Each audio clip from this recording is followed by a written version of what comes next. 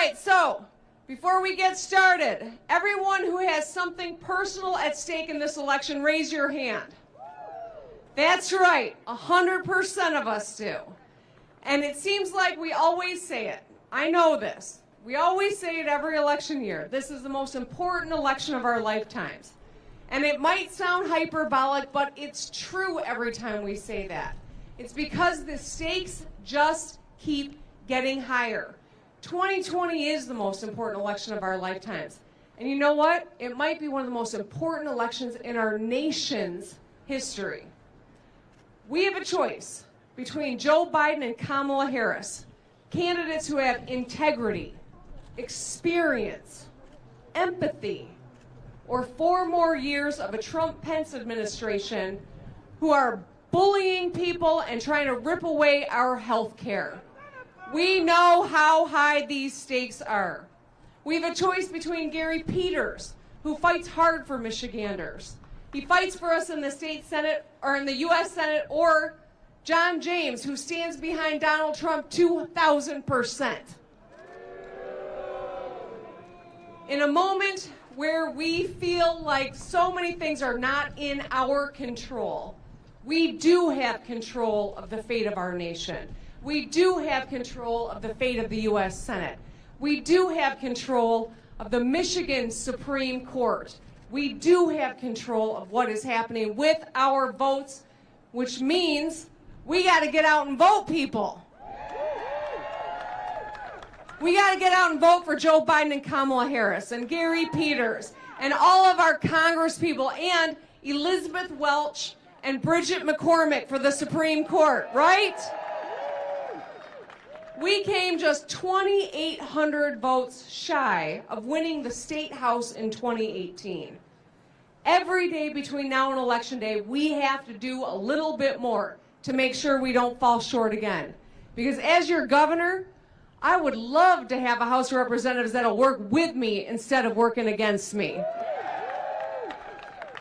So, 4 more years of division and sickness and job loss and businesses closing and food lines, or Joe Biden and Kamala Harris, who will bring us together, who will unify our country, people who value everyone in this country, people who will keep us safe and put us on the road to prosperity. That's what's at stake in this election. We have got an opportunity to heal this nation, to restore our global standing, to ensure that every person is protected and respected under the law. We have an opportunity, and in 2018 we showed the blueprint to win. You got to show up. You got to show people you understand what's at stake and show them you know how to get things done. I just described Joe and Kamala. This is our opportunity. Donald Trump has spent the last few weeks doubling down on rhetoric that is downright dangerous. He's endangering leaders, not just me and my family, but governors across this country, public servants who are trying to keep us safe, like Dr. Fauci. He's called names. He's called our vice presidential candidate names on the national stage. And he refused to denounce white supremacists on the debate stage in front of the whole nation. He's driven a deeper divide in the United States. But Joe Biden knows how to bring people together. Joe Biden knows he will be a president for all of America, not just red America or blue America. He will be the one who can bring us together, who can span the divide between Ford and Chevy, span the divide between Verner's and Fago, Lafayette and American. Joe Biden can bring us together. And so, we have 9 days until this election is over. We've been waiting 4 years for this opportunity. Let's show up, right? Now, the good news is in 2020, every day between now and Election Day is Election Day. We can vote now, and we want to encourage people to do that. We don't want to have to stand in lines on Election Day or stand close to each other in the middle of a pandemic. We don't want to run the risk that there are people out there that want to intimidate voters. Let's show up now. Let's get our votes in the bank this week. Let's make sure people know. So, on behalf of Joe Biden and Kamala Harris, on behalf of Gary Peters, on behalf of all the phenomenal Congress people we have and state house candidates, and Bridget McCormick and Elizabeth Welch, let's go!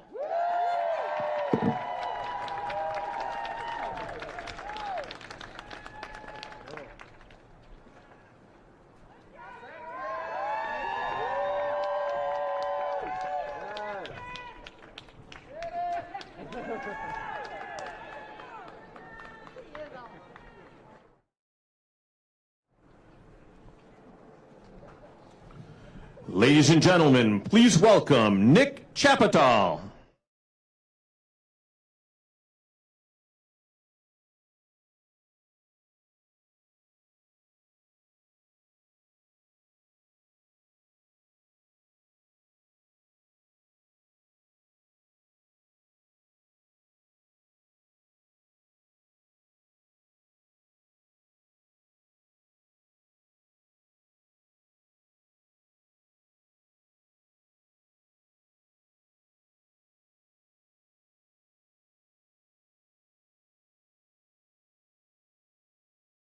Detroit!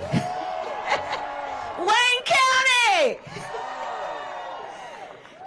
It is so good to be back in Detroit. I'm so happy to be with you all. Hi, baby. You guys gonna deliver this for us? You gonna make it happen? Now, you know, in 2016, yeah, okay, we don't want to reflect too much on that. But in 2016, to bring home the point about what you all are doing and what you will do, in 2016, the difference in the outcome of the election for president was based on an average of 2 votes per precinct in Michigan. 2 votes. Talk about the power of your vote. It's extraordinary what you all are about to do. You guys gonna elect a new president of the United States and a new vice president. So we're 9 days away from the end of this election. From the end of the election, right? Because we know the election already started. In fact, that's why I've been talking about the fact that that whole Supreme Court nomination thing is illegitimate. Because, you know, how dare you try to sit somebody into Ruth Bader Ginsburg's seat on the United States Supreme Court for a lifetime appointment to the highest court in our land while the American people are trying to vote for who will be their next president. But we'll put that point aside for a moment. Let's talk about Michigan. Let's talk about Detroit. Let's talk about Wayne County. And what's at stake? There is so much at stake in this election. And you know, and I love being here. I can't tell you, and how about your governor? She has been so amazing. Just a rock star. Just so courageous and so strong. And you know who can't stand strong women, right? We'll take that. So what's at stake? There's so much at stake, and it is therefore so important that we not only take back the White House, but we got to send Gary Peters back to the United States Senate. And let me just tell you guys, there's a point of personal story. So I was elected to the United States Senate as only the second black woman in the history of the United States Senate to ever be elected as senator.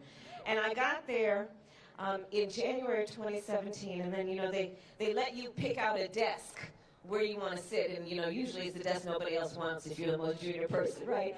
But I said, well, I want to sit over in this area, and lo and behold, my seatmate, the person to the desk just to the right of me, was Gary Peters.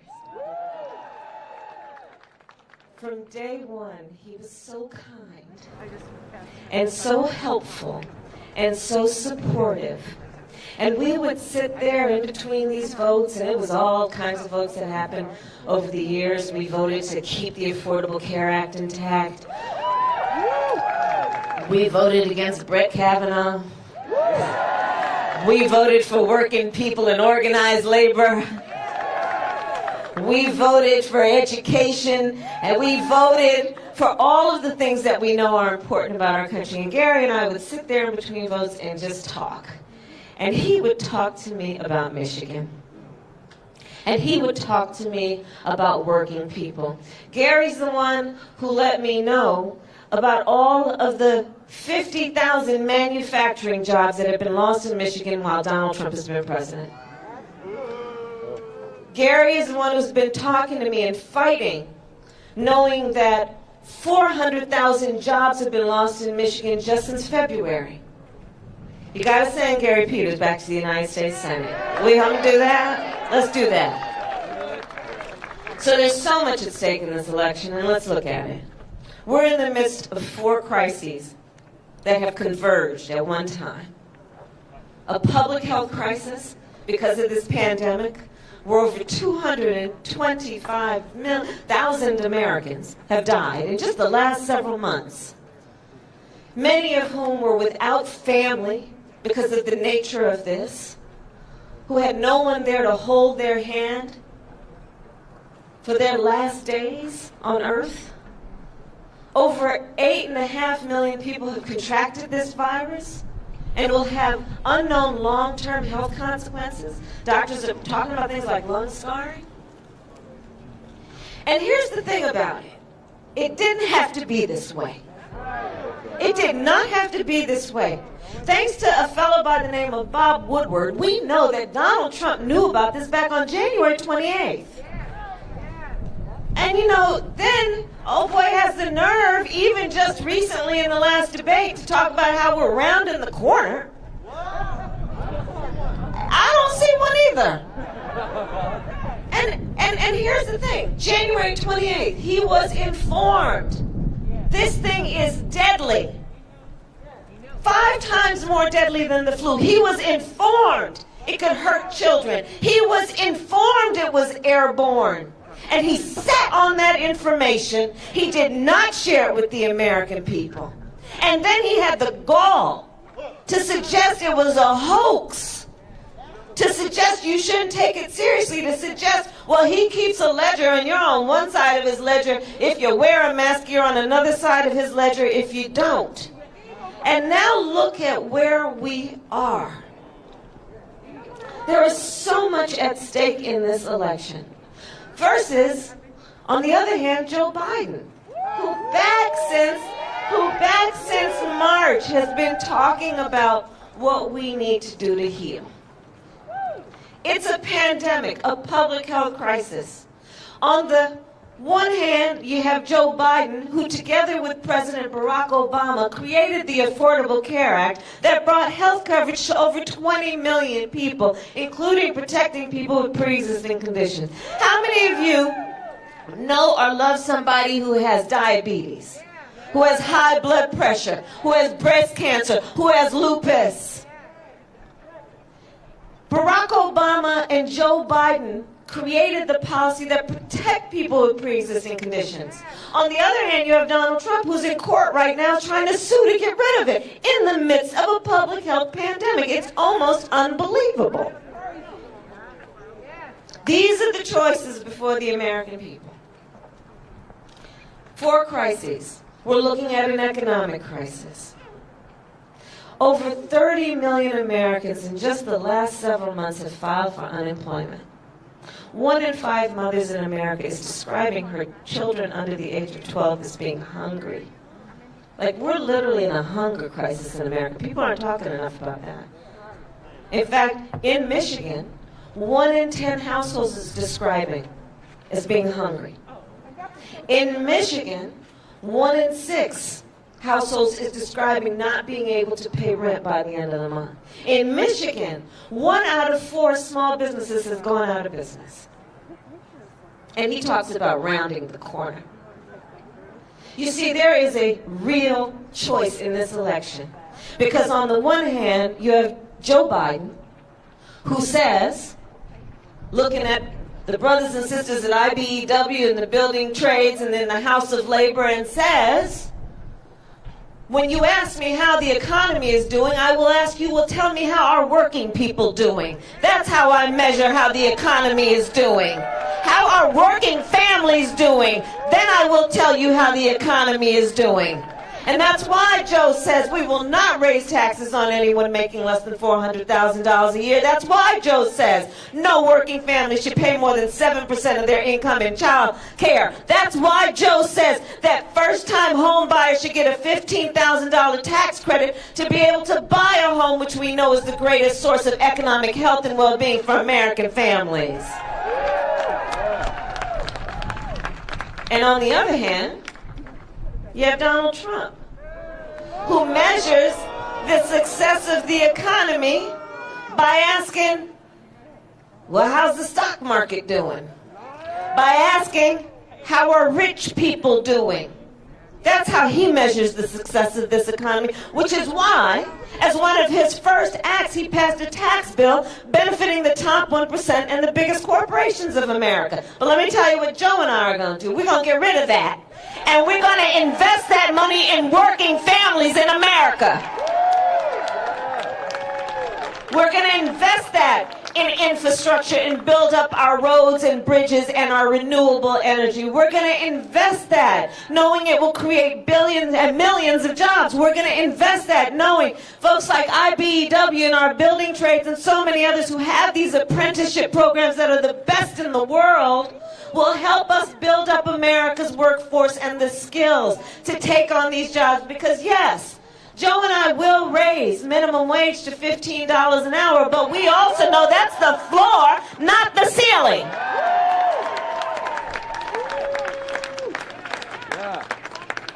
We are in the midst of crises in America. A public health crisis, an economic crisis, a long overdue reckoning on racial injustice in America.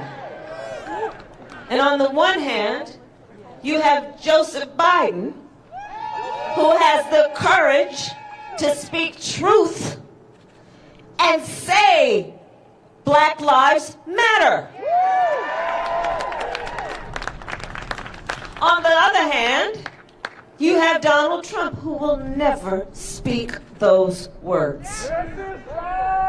Donald Trump, who stood on a debate stage in front of 70 million Americans and refused to condemn white supremacists and then doubled down by saying, well, stand back and stand by. America wants and deserves a leader who understands the sign of strength, true strength, is measured not by who you beat down, it is measured by who you lift up.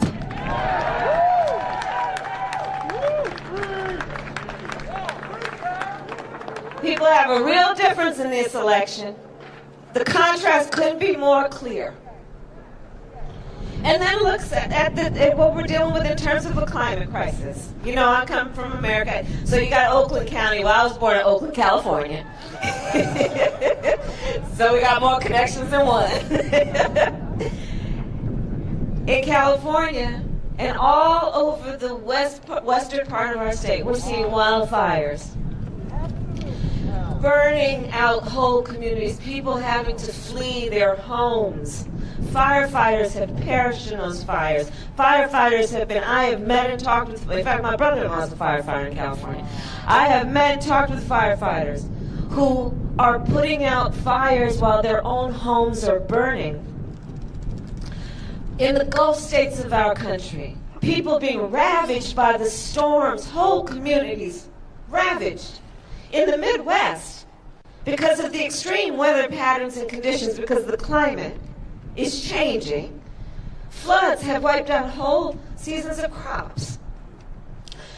On the one hand, you have Joe Biden, who says, hey, you gotta embrace the science. You gotta recognize that this climate crisis is truly a crisis, that this is about our need and our children's need and our grandchildren's need to be able to breathe clean air and drink clean water. Hello, Flint? It is also about understanding when we invest in renewable energies, that will be an investment in American workers and American jobs and in our economy. Joe knows that. On the other hand, you have Donald Trump, who, when he was asked about the wildfires in California, so the question went something like this. It was a journalist. The question went something like this. So the scientists are telling us that these extreme weather conditions are causing these wildfires.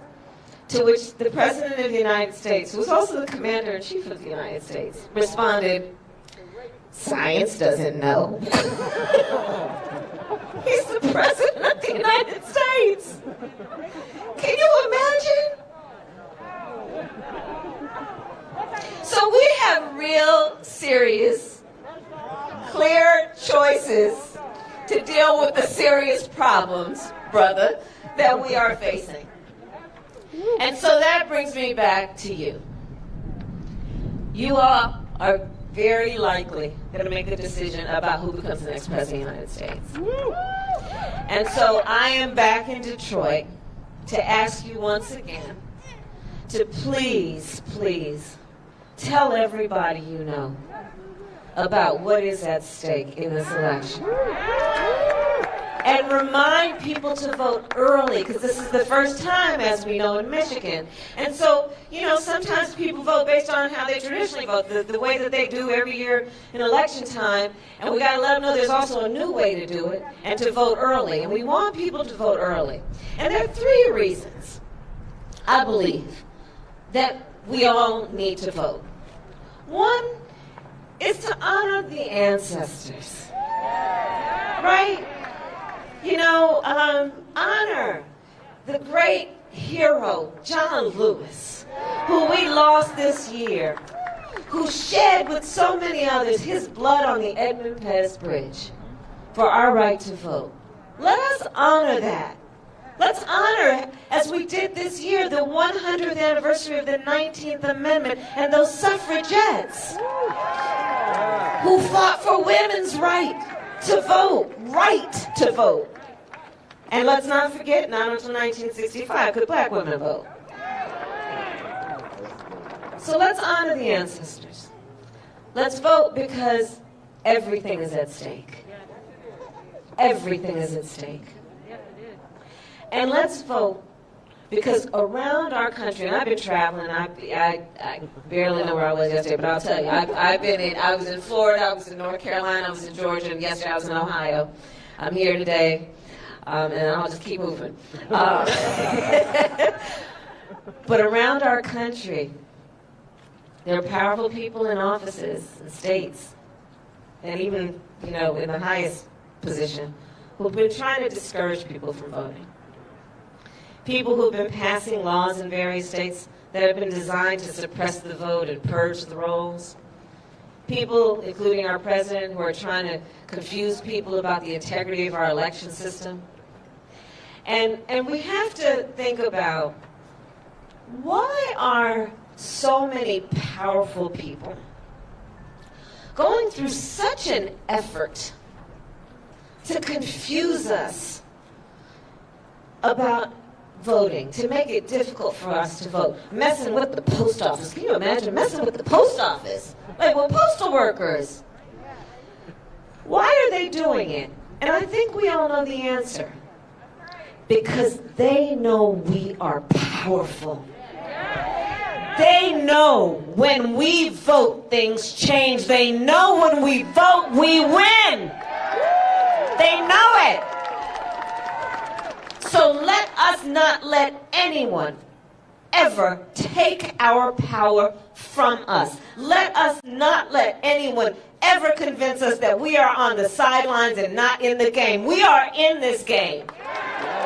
And we are prepared to fight for this country we love.